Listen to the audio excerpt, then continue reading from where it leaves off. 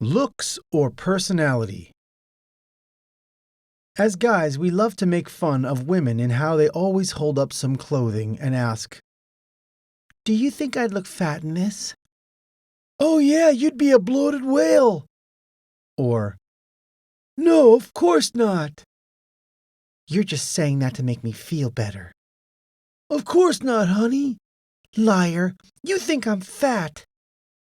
Or, proceed to bang your head against the wall. Women spend all day putting on their faces as if they were born without one. They waste countless hours shopping for the perfect dress, reading countless magazines for fashion tips, etc. We make fun of them, mock them for it. But women are obsessed about beauty because of us. It is our fault. After all, if a woman could cure all of the diseases, compose symphonies, and write literature, we would only remember her for how she looked. We, on the other hand, are obsessed with our jobs, our status, and our brains. For us, looks usually translates into working out, which means building our muscles, which means appearing to have more protection power to the chicks. Women look much more for the complete package with men. Women would take a less attractive man that can make her feel good, make her laugh, make her feel romantic, and all those other goodly good feelings women are addicted to, than some handsome bloke who doesn't know what he's doing and doesn't know how to make her feel good. Men are also more discriminating. Girls that don't look good have a very, very hard time since looks are what men always screen on. Being a not-as-so-good-looking guy is not a vice. Being a guy with a bad personality is. Less attractive guys with great personalities will always have a huge advantage over attractive guys with bad personalities. Women may be attracted to you by your looks and give you more auditions, but it is the personality that keeps them. Nice guys' personalities is that of supplicating, never disagreeing, always going, "Whatever you want, dear." Jerks' personalities is that of not caring, always self-centered, and always going, "Relationship? That just means sex on a semi-annual basis, right?" Nice guys are great for relationships. Jerks are great for attracting, but both lose in the long run. Guys want good looks, but women want charming, funny, successful, and intelligent guys that will sweep them off their feet. The Fountain of Youth. Rejoice and be glad. All those frustrations, all those hesitations, the nervousness, the burning, the butterflies of unease, the confusions and the errors that manifest itself when your mind says, "Do this," and your body and personality do not follow. All of these can be washed away forever. Yes, you thought yourself ignorant about women, so inexperienced, so confused, and you just seemed to be following an evil circle. Maybe you were like me, a super mega dork who slept through life until now. And perhaps, like I did, you read and reread all material on women and life that you could get your hands on. And I do not mean in a specific situation or hour. I mean at one point in your life you knew everything about women and handled them with perfect ease. So perfect that it was 100% natural. And if anyone told you to view a website or books for information, you would laugh yourself silly. Wouldn't that change everything? Wouldn't you say to yourself, "Well, if I thought I was the perfect Don Juan, then I would try to remember how I thought and what I did when I was that Don Juan, rather than mind endless posts and books. After all, if I was a Don Juan, then I require only recollection, not revelation." Go find a picture of yourself when you were a young kid, say at age 6. Look at him. He is smiling gleefully without a care in the world. He doesn't know he's going to turn into the sad adult that you are now. Hormonally, the only difference between you and your youthful shadow is that you are flooded in testosterone and in a state of chemical madness. Your youthful shadow knows better the joys of life. It is no wonder parents find their offspring such a wonder as they reframe the dull life of bills, appointments, and responsibilities with the fire of youth. Yes, you say that you are an adult now. You have responsibilities such as bills and chores and work to do. You have no time for such nonsense. Or do you? I bet when you were a kid, you were a natural Don Juan. I bet you got all the girls in the sandbox. As a child, you knew how to treat women better then, even though you are now an adult. Some of these factors include that you knew that guys and girls were different. Trendy intellectuals have this problem today. You knew there was male and female. You realized girls had cooties and could destroy a guy. This isn't too far off, as girls can totally devour and destroy a man and his life. You knew that it was improper to be girlish. You would, and ought to, get beaten up on the playground.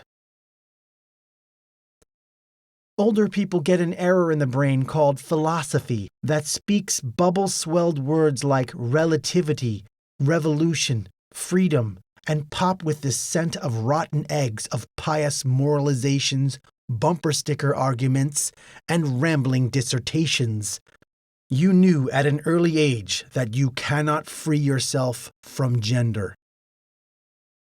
Girls were not to be taken seriously. After all, they are girls. It is the nice guy that takes the woman seriously in every and all things and cannot say no to her. Girls were to be guided, teased, because after all they were girls, and as such tended to mess things up.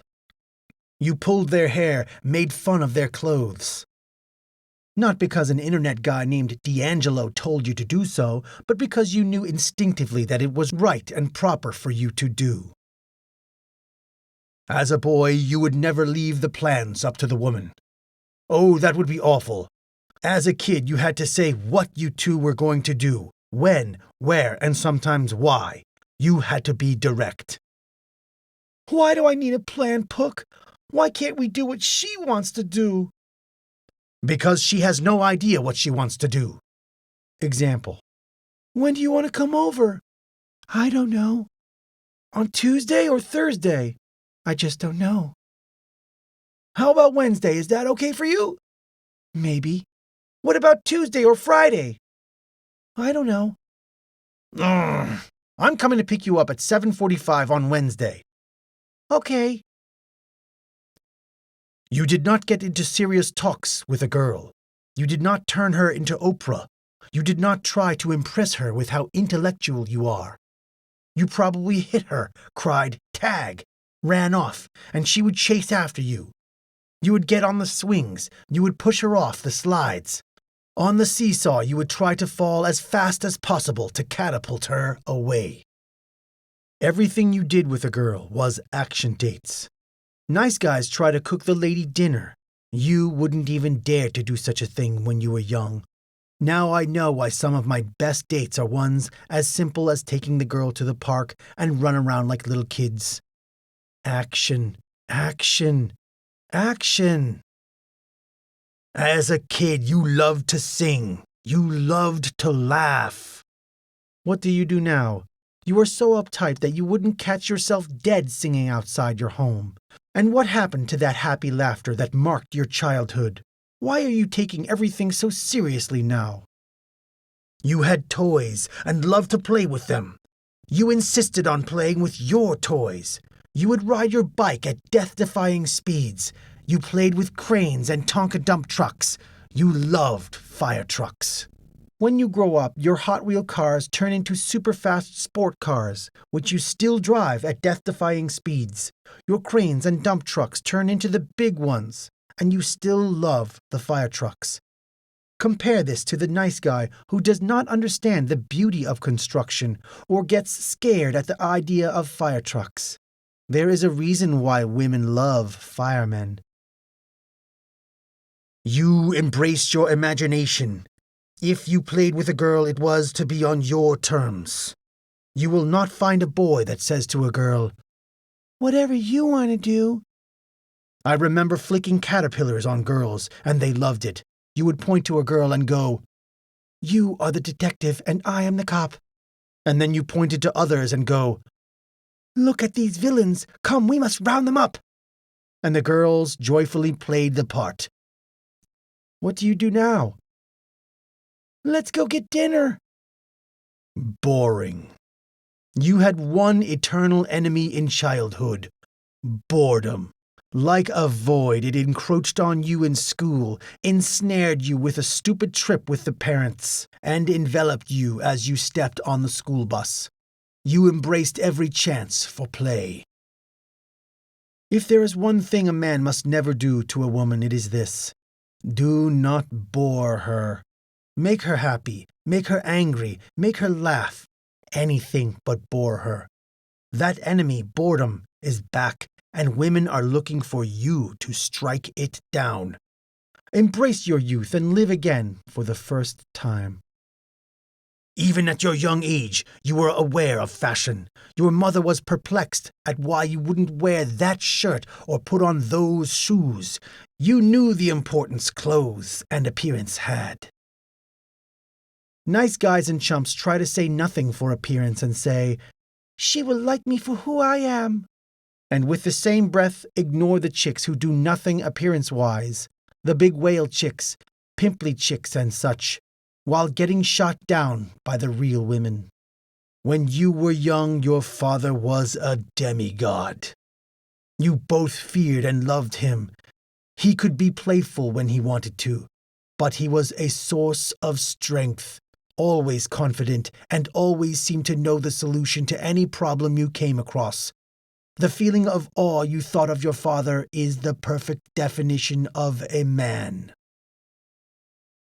When you strive to be that same towering figure which seemed to have solutions to all problems, confidence for all troubles, know-how for all messes, stability for all storms, women will react to you in the same way.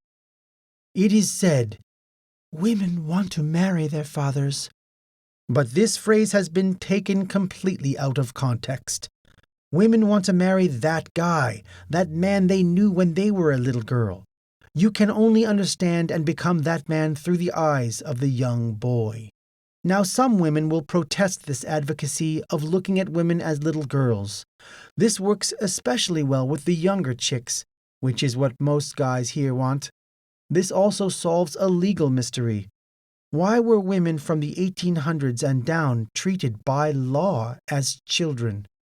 We know the answer now, and I would say to women to treat men the same way. Women are most charming when they view us as boys. "He whom the gods love grows young," said the ancient Greeks. Look at the picture of the young you. Now look in the mirror. The blazing light in the youth's eyes, the curiosity, the wonders he saw at nature and life, the joy he loved at any occasion. Are they still part of you? Look into the mirror. Is the same light in your eyes? If not, then you know what you need to do. You have come to the solution of your Don Juan troubles.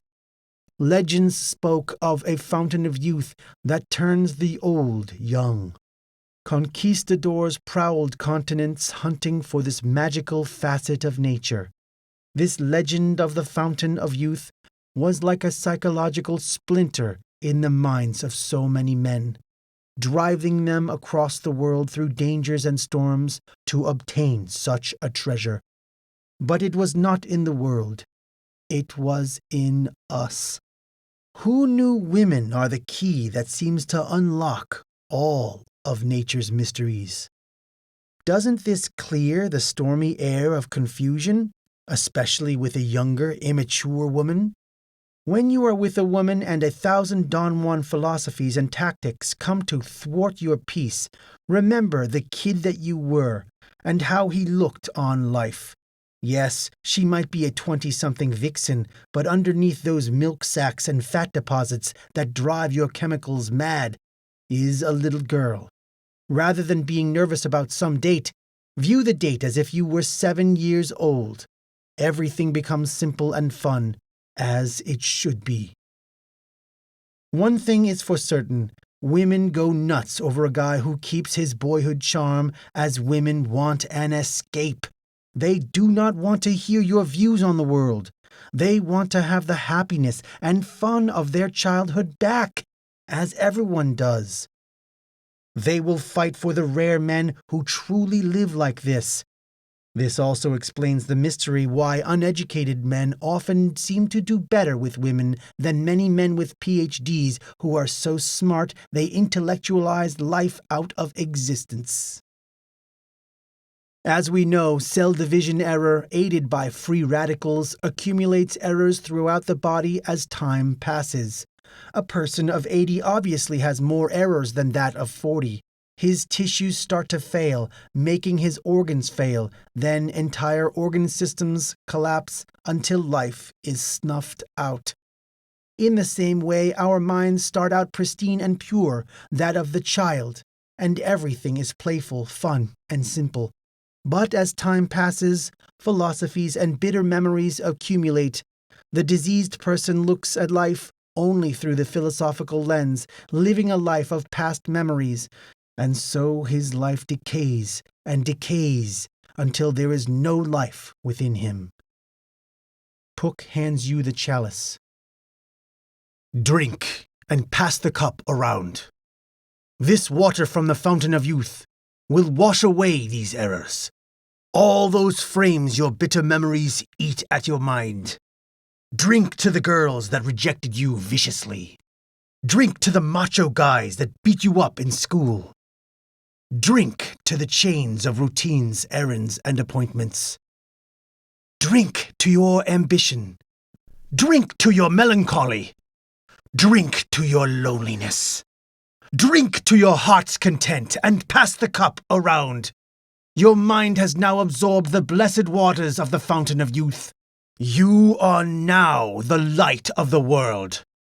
Your life is now young, fruitful, fun, easy, simple, and your body will reflect it as well. The world is now your sandbox. Rejoice. Many people get swallowed up in their vanity, all believing themselves brilliant and smart. They follow their philosophies unquestioningly, and their lives walk on the quicksand of melancholy. But they see the new you, and it smashes all their philosophies to bits. They ask each other, "How can he be so happy?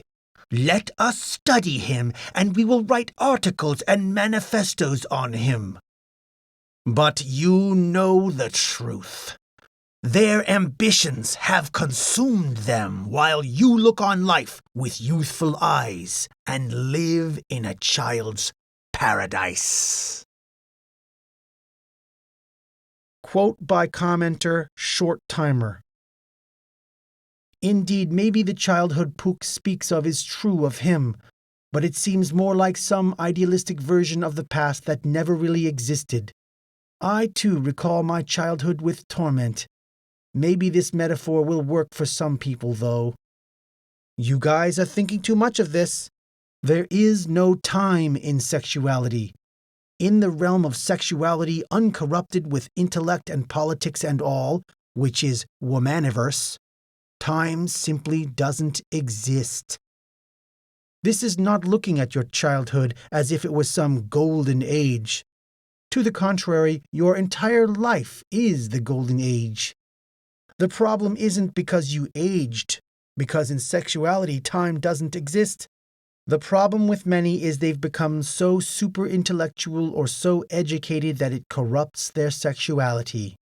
Your body doesn't get corrupted by time, it gets corrupted by cell division error and free radicals. In the same manner, your mind and soul doesn't age. It gets corrupted with intellect, philosophies, and education. I always wondered why the girls would be so attracted to hard bodies, happy smiles, but never the genius. Now we know why. Years ago, I was at my most natural state when I would rant about philosophy, politics, economics, and so on. As you can imagine, this bored the women. Women want smart guys, but not melancholy-filled philosophic guys. My actions were so intellectualized that women saw through everything or used me in some way. This is an anti-intellectual post, very tame of what will follow. Many people sense that time is going faster and faster and faster for them, as if life is speeding up. Things become more frantic, responsibilities become more stacked, and the geometry of rules and regulations grow narrower and narrower around your life until nothing remains. The reason why time is speeding up is because your life's relationship to sexuality is going down. This isn't about bringing your childhood into the present. It is to cleanse your mind and soul of this philosophic dust and bitter memory garbage that has accumulated. We cannot reverse time with our bodies, thanks to the cell division error, but we can drink from this fountain of youth from our minds. With one sip, the complexity of women just vanishes. With 2 sips, you no longer want to talk and intellectualize with girls. You just want to run around and have fun. With 3 sips, you look at all these manifestos of women and how to get women with disbelief. This fountain of youth is not immaturity. It is not mediocrity. I find it amazing how people go through so much trouble as to make sure their body isn't contaminated by disease, germs, and the like. Yet there is no such consideration for their mind and soul, with politics, philosophies, and perversions of all sort, to infect and tear down your sexuality and thus your life. Think about it. Do you want to have a relationship based on talking about DNA? The childhood example applies because no child intellectualizes life. It was only years and years later that I decided I was smart, and so read and got filled with a lot of BS that life slipped past me. Most people's sexuality deteriorates. Some people's deteriorates more than others, but when one of these people see a Don Juan, oh, they start intellectualizing what really is going on. So all these theories are born, which is just the intellectual's excuse to not face the truth about himself, that he was not so brilliant after all. Kill that desperation. Being a Don Juan is not a net sum of smooth maneuvers and methods, but of your own outlook on the world and on women. Anyone can memorize techniques, but few can change how they think. Women will be able to sniff out the former, but with the latter, women will be clawing each other for you. A Don Juan is a state of mind, not a list of methods and tricks. This must be stated because it brings us to the subject of desperation. In the end, we are all desperate with desire. We wouldn't be looking for tips and answers if we did not desire a girlfriend or multiple girlfriends. Being a bit ambitious, aren't we? We all want a woman or women, but our desire and feelings brings out the desperation traits within us. Where I work, I ask the women why they found a co-worker to be so desperate. Here are some of their answers. Always giving the women attention, calling all the time, and calling immediately once getting the number, immediately returning a call, etc. Taking every opportunity to talk to them and telling everything about yourself. Always available. Never willing to walk away, never willing to disagree, always supplicating. What theme can we find in the above? It is that the man puts the woman on the pedestal rather than himself. Imagine if a woman did all of the above for you. Imagine if a woman was obsessed with you, always calling you, always available, and always spending her free time for you.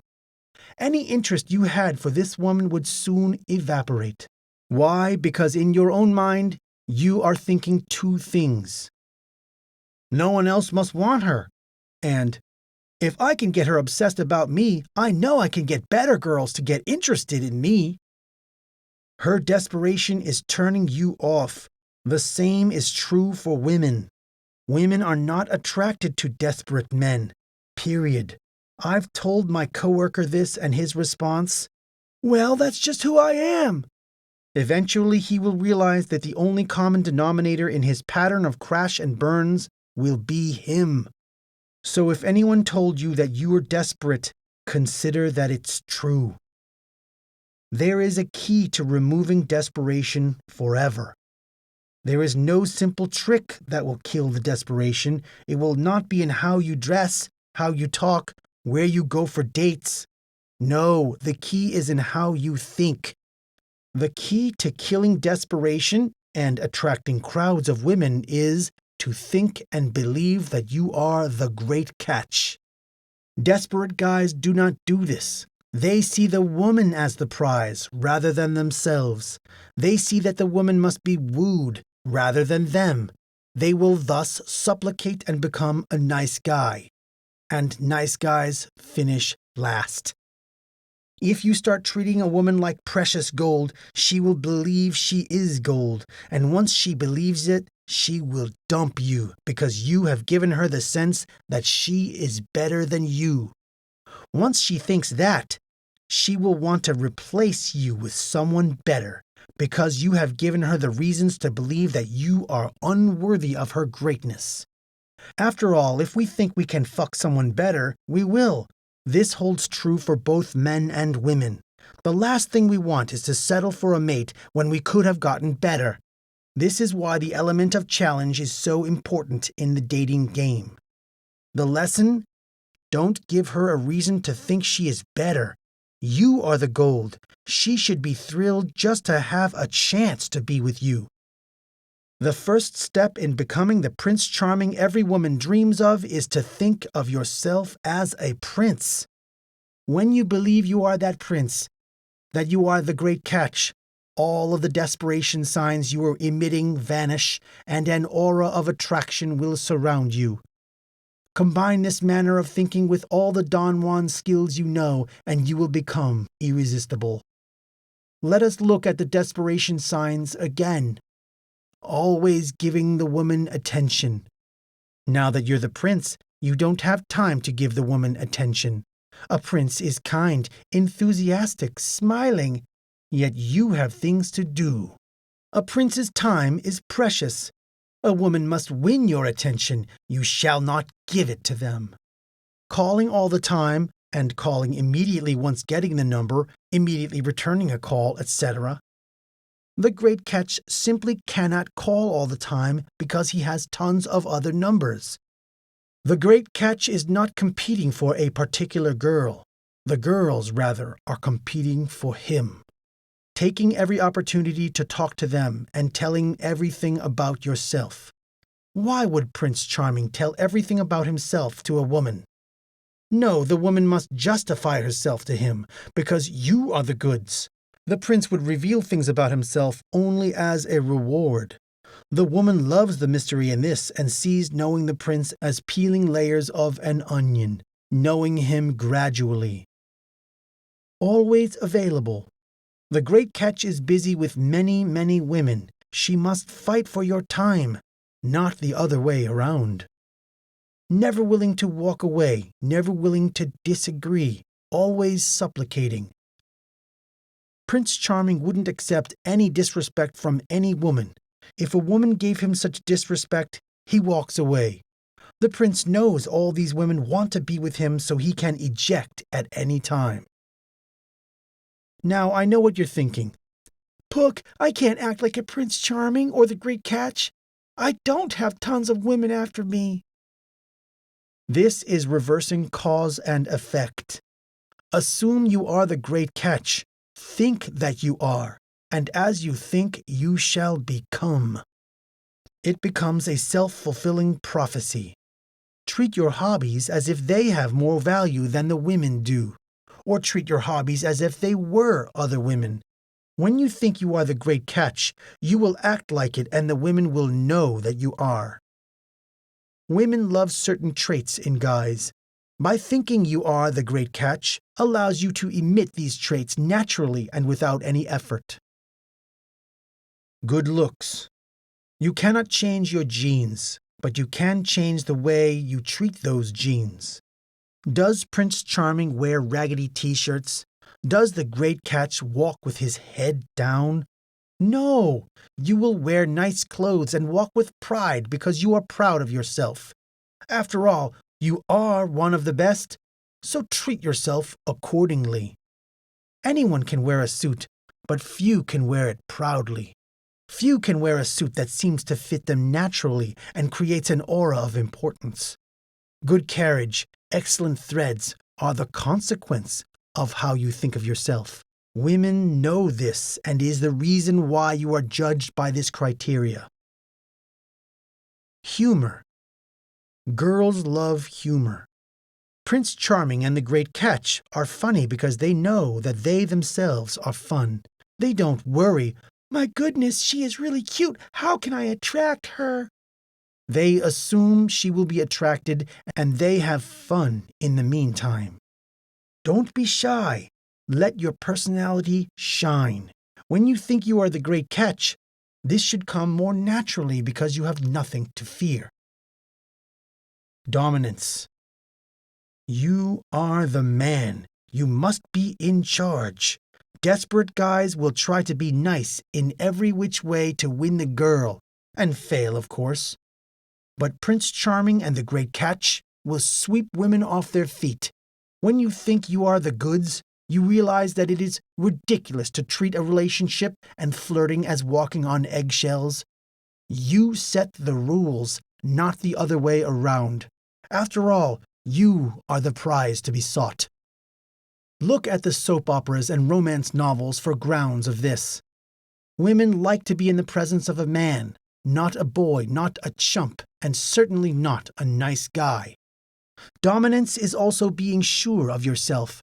Do not speak in a soft tone. Speak strongly and behave strongly. After all, do you think Prince Charming worries about making mistakes? No, so neither should you. I know, I can hear you saying, "But I must worry about my mistakes, or else I'll have another learning experience on my hands." This is a good thing. Let us say that in a normal conversation you came across a word you did not know how to pronounce. Most people would utter the word softly for fear of criticism. This is stupid. Say the word loud. Let me repeat, say the word loud. If you are wrong, you will be corrected. Clearing up mistakes is always a good thing and should never be feared. The same applies with dating. Do not date with hesitation and shyness. Date with all conviction. Remember, the biggest risk you can take in life is not to take any risks at all. Ambition. When you think of yourself as the great catch, you know women are not the priority in your life. After all, the great catch knows he can get any woman whenever he wants. When you feel good about life, you cease to fear success and demand life show all that it has. Aim for the moon.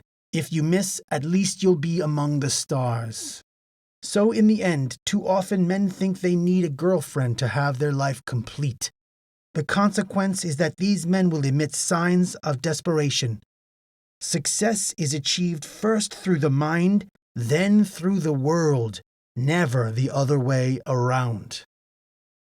How can you be assertive and aggressive without appearing desperate?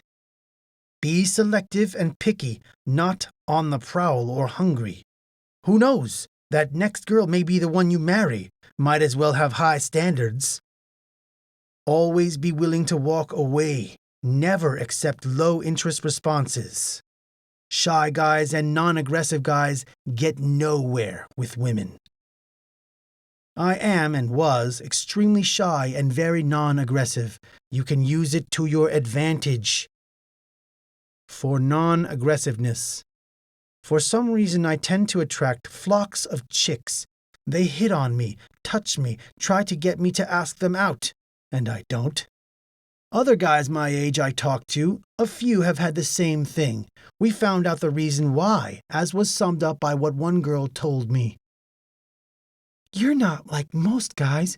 You're different, intelligent, and sexier than a Greek god. Okay, maybe she didn't say that, but she did say that I was different and not like most guys. Why? Because I wasn't hitting on every chick. I wasn't out hustling the girls. Guys who want a girlfriend hit on girls all the time. Here are some facts. Guys who hit on girls appear desperate and needy. Guys want girls who don't need girls. Be free as a bird. Girls want to seize that bird and toss it in a cage. That cage is called commitment. Therefore, guys shouldn't hit on girls. Guys hit on girls because they are needy. Change your thinking and you cease to be needy, and you'll naturally stop hitting on girls. I think it is best to treat a chick, no matter how hot and steamy she is, no matter how cute and perfect, as a guy. The only exception is don't talk technical stuff with them like you would with a guy. Computers, cars, how to lay chicks, etc. They will love this. With the girls I like, I talk about them, and they become more and more attracted to me because guys do not do this. That is how I use my non-aggressiveness to my advantage. It can be excellent for creating attraction in some situations. The problem is that you have to turn it off eventually and go for her. And you know that she will say, "Yes, oh, this is the luckiest day of my life." Because you think you are Prince Charming, it becomes a self-fulfilling prophecy. Using shyness as an advantage. Shy people think too much. Shy people react to situations when they should be acting and initiating. But when you're on a date or any time talking to a woman you like, you can use your shyness as an advantage. Shy people do not go around talking about themselves or try to sell themselves because they hate talking in general. Girls hate this anyway. See, much goodness already. When she asks you about yourself, give her a general answer and turn the conversation back on her. Shy people's advantage is they let women flap their gums. The Art of Conversation is a great article at sosuave.com. She flaps her gums. You take something she said that you agree with, paraphrase it in your own words, and feed it back to her. She will levitate before your very own eyes. See, shyness and non-aggression can be great virtues rather than the vices they seem to be. I get my women from the workplace, which makes work seem like recreation. However, in a workplace setting, you have to be careful as a reputation sticks. Go out with every girl and you are labeled a player, which women hate. Hit on every girl there, you will instantly be stamped Mr. Desperate, and all the girls will laugh at you. I've seen it happen to poor chumps. Act reserved by demonstrating your fun personality, and you will know when they will be dying for you to ask them out. Sometimes they'll even bring themselves to ask you out, which you say no, because they become even more intrigued, for guys don't turn down girls. Clubs and parties are not the place, I think, for shy, non-aggressive people. I get better results when I talk to people without shouting all the time. You can get away with hitting on women if you won't see them again in the workplace or classroom, for they will remember and reputations stick. Because you get a date does not mean you stop being attractive. You must make your attractiveness consistent by continually thinking yourself as the great catch or as Prince Charming.